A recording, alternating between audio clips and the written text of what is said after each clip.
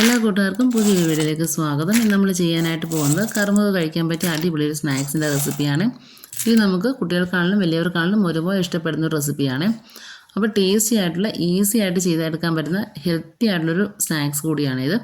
അപ്പോൾ നമുക്ക് നേരെ വീട്ടിലോട്ട് പോകാം. ഇതെങ്ങനെയാണ് തയ്യാറാക്കുന്നതെന്ന് കണ്ടു നോക്കാം. അപ്പോൾ ഇത് തയ്യാറാക്കാൻ വേണ്ടി ഞാനിപ്പോൾ ഇവിടെ ചപ്പാത്തിയാണ് എടുത്തേക്കുന്നത്. അപ്പോൾ രാവിലെ ബ്രേക്ക്ഫാസ്റ്റിന് സമയത്ത് നമ്മൾ ചപ്പാത്തിയാണ് ചെയ്തിട്ടുണ്ടായിരുന്നത്. അപ്പോൾ അതിൽ നിന്നും ബാലൻസ് രണ്ടെണ്ണം വന്നിട്ടുണ്ടായിരുന്നു. അത് വെച്ചിട്ടാണ് നമ്മൾ ഈ ഒരു സ്നാക്സ് തയ്യാറാക്കിയെടുക്കുന്നത്. ഇനി ചപ്പാത്തി നമുക്ക് ചെറിയ പീസാക്കി കട്ട് ചെയ്തെടുക്കാം. ഞാനിപ്പോൾ കൈ വെച്ചിട്ട് ജസ്റ്റ് ഒന്ന് നുറുക്കിയെടുത്തേ ഉള്ളേ. അപ്പോൾ നിങ്ങൾക്ക് ഇഷ്ടമുള്ള ഷേപ്പിൽ നിങ്ങൾക്ക് കട്ട് ചെയ്തെടുക്കാവുന്നതാണ്. ഇനി നമുക്ക് ഒരു പാൻ ചൂടാക്കി അതിലേക്ക് ഓയിൽ ഒഴിച്ച് കൊടുത്തിട്ട് ഓയിൽ നന്നായിട്ട് ചൂടായി വരുന്ന സമയത്ത് ചപ്പാത്തിയുടെ പീസ് ഇട്ട് കൊടുത്ത് നമുക്ക് ഫ്രൈ ചെയ്തെടുക്കാം. ലോ ടു മീഡിയം ഫ്ലെയിമിൽ വെച്ചിട്ട് ഫ്രൈ ചെയ്തെടുത്താൽ മതി. പെട്ടെന്ന് ഇത് സെറ്റായിട്ട് വരുമേ. നല്ല കളറൊക്കെ ചേഞ്ച് ആയിട്ട് വരും, നല്ല ക്രിസ്പി ആയിട്ട് കിട്ടുമേ.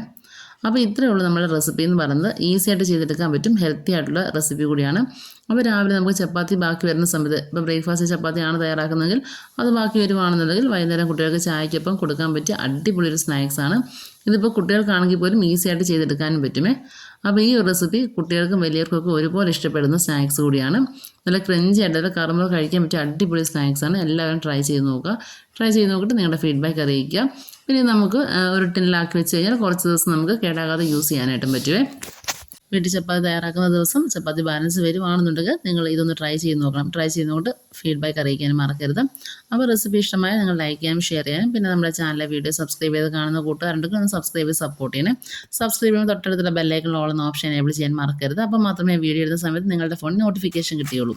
അപ്പോൾ നമുക്ക് വീണ്ടും നല്ല റെസിപ്പിയുമായിട്ട് കാണാം. അതുവരേക്കും ബൈ. Thank you.